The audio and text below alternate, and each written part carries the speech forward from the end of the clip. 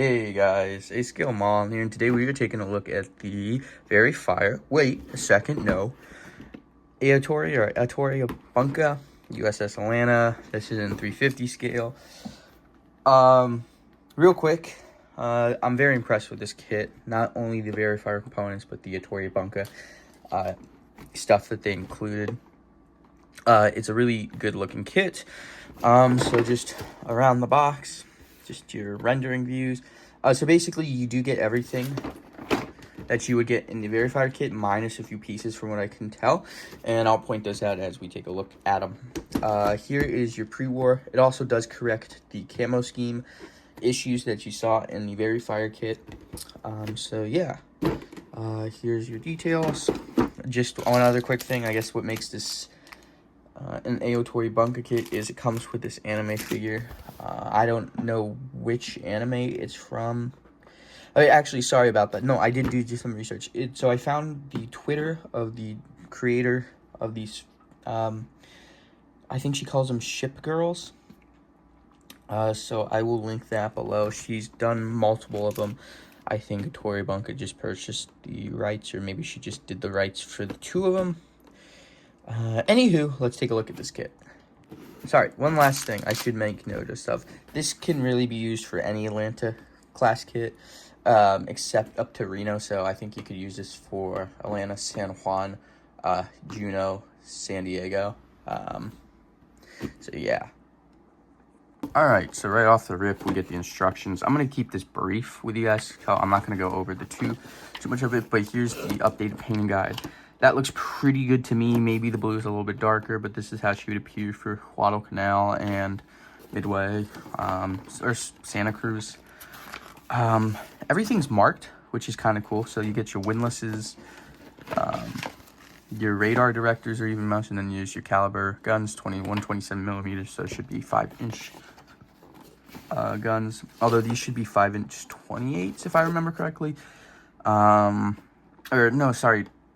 Yeah, no, 28's for the fast battleship, so no, 38's correct, my bad. Yeah, so you also do get the Chicago pianos, of course, the 1.1 inch. Oh, those were terrible, so those would be changed out later. So it's packaged up very nicely, so let's take a look at the hull first. Get your split at the waterline hull. Both sides look really good. Obviously, the big test when... Whoops, I get this thing out of the way. Obviously, the big test when you have split at the waterline, or sorry, not split at the waterline, split down the middle, is whether or not they're going to fit together pretty well. And just from this right here, it looks really good. As you can see, you get sea chests. You also have a cutout for a stand to go in, so that's pretty sweet. But yeah, look at nice planking detail. You could argue maybe a little overdone, but really, with a coat of paint, you're not going to see it. You could even sand it, and it's going to be fine. You also do get marked out for the waterline. So for those of you who like to build water lines, yeah, so that's good to see. It's pretty big. So for comparison, real quick, here is USS Portland. So this would be, this would be Independent, or Indianapolis rather, sorry. So they're lined up stern to stern, and as you can see, it's just ever so slightly shorter. So it's pretty good size kit. So San Francisco size might be a little bit of the same thing. Anywho, let's get that out of the way. So yeah, and then here is the one piece deck. Mine looks a little bit bowed, so we'll see if that goes in. But you also get really clean non-skid walkways. So yeah, that looks pretty good. Oh, one thing I did want to add with the instructions is that you can see they do call out for the millimeter holes, so I figured I'd let you see those. Now, I don't know if they line up with these kits. You can get these for like a few shekels on eBay or Amazon. So I'll see. But just in case you're wondering, I thought I'd throw that in there. Okay, and so real quick here, filling up the plastic. Filling up the plastic, of course, don't want to say that too loudly. You might sound like a creep. So here, taking a look at the 1.1 inch guns, they look really good. Just some more stuff for your ship's boats. Don't know if she would have still had them by Guadalcanal. Here's your Mark 37 director, I believe. Top to your torpedo ball or torpedo houses. There's your torpedoes themselves, nice and hollowed out. Don't know if those are 2 pieces, so you get 3 of those sprues. Again, just quickly going through them. Here's your main rudders, or sorry, not your rudders, your shafts and stuff like that. Nothing too interesting there. Just a little dime bag. Radar looks really pretty good for being plastic. Masts and Bofors tubs, I guess. Oh, photo etch, of course, photo etch. Nothing too crazy there, just smokestacks, depth charge racks, crane davit port. So no cranes, no railing. I don't know if you can get them. These I'm really impressed by. So these are your life rafts, but if you look, they're hollowed out. Man, that looks so nice. That looks so clean. For plastic molding too, that's really impressive. Other than that, there are your windlass ropes, ammo crates, some sort of gas canisters, maybe acetylene, don't really know. Okay, here are the turrets themselves. So the difference when I'm talking about that you get less parts on the Verifier. So the Verifier, even the standard, is if you flip them around, they have holes for metal barrels. This does not include them, but luckily the barrels are hollowed out and they do look fine, so I wouldn't be too worried about it anyway. Also on the Verifier kit, they have these little bumps right here on the mark, on the 5-inch 38. So I know some people are complaining about that one, which is fine, but in a rightful thing to do. Oh, and so I noticed that some people were talking about how the inaccurate on the Verifier ones were because they had this little bump on the front panel. That's gone completely and it's flat. Here, I've taken this one out of the bag just to, again, feel the plastic, and it's trumpeter type.